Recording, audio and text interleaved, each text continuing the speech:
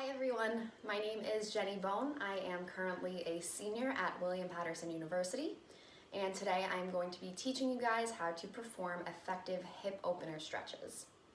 Now, hip opener stretches can be beneficial in a lot of ways. Of course, there's the obvious tight hips. It does, of course, alleviate stress from that.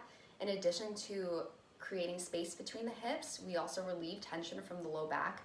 So if you are someone who suffers from chronic low back pain or knee pain or even feet pain, a lot of this can contribute to the hip flexors and just the hip joint being overall a pretty tight area to begin with, because we have a lot of attachment points, and I will show you guys some of the muscles that are on the anterior hip and the posterior hip.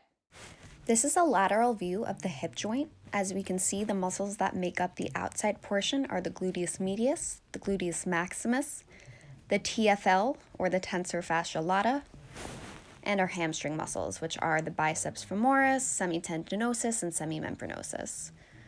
The internal muscles of the hip include the psoas major and the iliacus.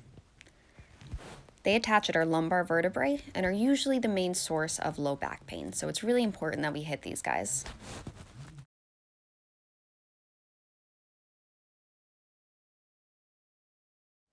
A lot of us, probably almost all of us at one point or another, sometimes all the time, might experience some acute or chronic back pain.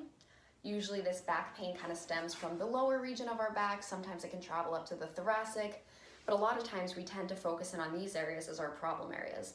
What we don't know is that hips contribute to so much throughout the body. They can contribute to knee pain, back pain, even feet pain. So it's super important that we keep our hips healthy and mobile, and that is the point of today's video.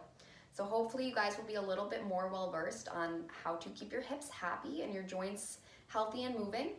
And so without further ado, let's get into this. All right, so we're going to start with a low lunge, and we're going to place both of our hands on the inside of our knee and bring our back leg out. We're going to bring the knee off the floor and lean into that hip.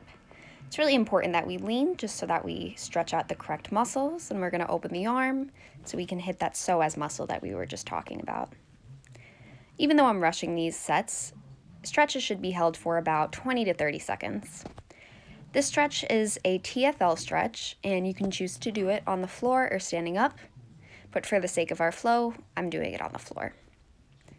We're going to switch legs, and I'll show you guys a lateral view of the same exercises. So we're going to bring that knee up off the floor, turn our hip in, really stretch out that psoas muscle, and open up. The opening really helps hit our iliacus and our psoas, which are the deeper hip muscles that we were talking about before. And we'll hit that TFL one more time. This is an easier way to show you guys. Again, if you have an easier time hitting it while standing up, please feel free to do so. We're going to go into a hamstring stretch, and we're almost going to be thinking about sitting down on that hip just to get the maximal stretch and really letting ourselves just relax over that hamstring. We can lean in and even bring the toe back if we want to incorporate a little bit more calf into that stretch as well. But remember, the hamstrings are a very important muscle of our hip flexors, so it's important that we keep them mobile. And we're just going to lean in, pull that toe back. And we're going to sit down into a butterfly position. You can apply pressure to the outsides of your knees, not too much pressure as it's tough on the ligaments. But my favorite variation of this butterfly is lying down on the back, bringing the hips forward. So a good cue for that would be tucking your belly button into the floor and just kind of letting your hips relax. The most important thing for this stretch is to play the waiting game. You should be there for a minimum of 20 seconds. If you can be there for even longer, the better. This one really does help to open up your hips. However, you need to let your body go at its own pace. All right, the next thing we're going to do is pigeon pose. This is a very common yoga pose, and it is one of the best hip openers to date. The one that I am doing is a variation where we are doing it lying on the floor, but you can also do it on an elevated surface if you have trouble getting into this position. The key is to really feel the stretch on the outside of your leg, and here's a lateral view of it. The glute closest to the camera is feeling most of the stretch, and as I lean into it, I'm going to feel an even deeper stretch that goes all the way up to my low back and really gets that lumbar release that we were looking for.